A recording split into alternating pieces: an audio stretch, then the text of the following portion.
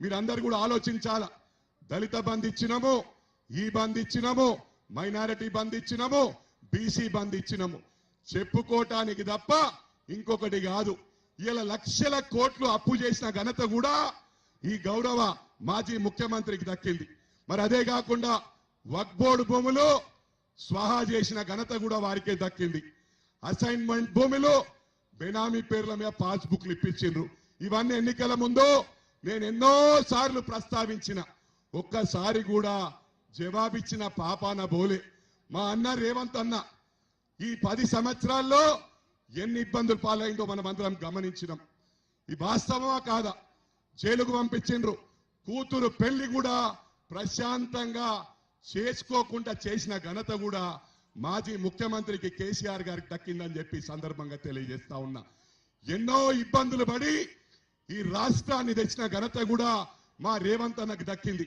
ఒకటి గమనించాలా, మనం ఎన్ని రోజులైంది వచ్చి 4 నెలలు అయితలే. 6 పథకాలల్లా 5 పథకాలు ఇచ్చేసినాం. ఒకటే పథకం ఇలా వాళ్ళకి మాట్లాడే అధికారం ఉందా? మాకు మ్యాండేట్ ఇచ్చింది ఎవరు?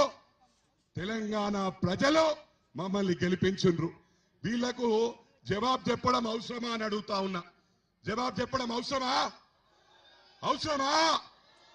అదే చెప్తా ఉన్నా. ఇక్కడి నుంచి హరీష్ రావును హెచ్చరిస్తా ఉన్నా.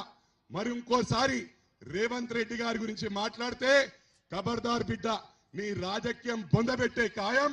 ఎట్టి పరిస్థితిలో వదిలిపెట్టం, ఎట్టి పరిస్థితిలో వదిలిపెట్టం. మాట్లాడాలంటే చాలుంది.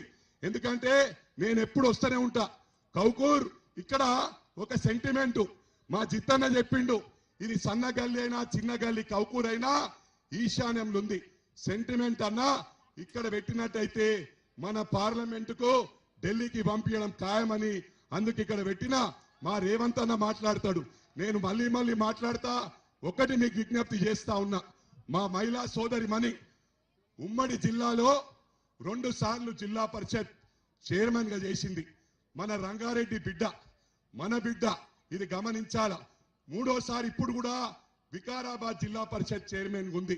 మరి ప్రభాకర్ గౌడ్కే వందలాది కోట్లు షామీర్పేట్కి ఇచ్చిన ఘనత కూడా అక్కకు దక్కింది. అంటే ఒక్క మండలానికే 100 కోట్లు ఇచ్చిందంటే అన్ని మండలాలకు ఎన్ని 100 కోట్లు ఇచ్చిండ్రో మీరు గమనించాల. మహేందర్ రెడ్డి అన్న 5 సార్లు ఎమ్మెల్యే, 2 సార్లు ఎమ్మెల్సీ, 2 సార్లు మంత్రి, మళ్ళీ ఇప్పుడు చీఫ్ విప్. ఇక్కడ బ్రహ్మాండమైన టీం ఉంది.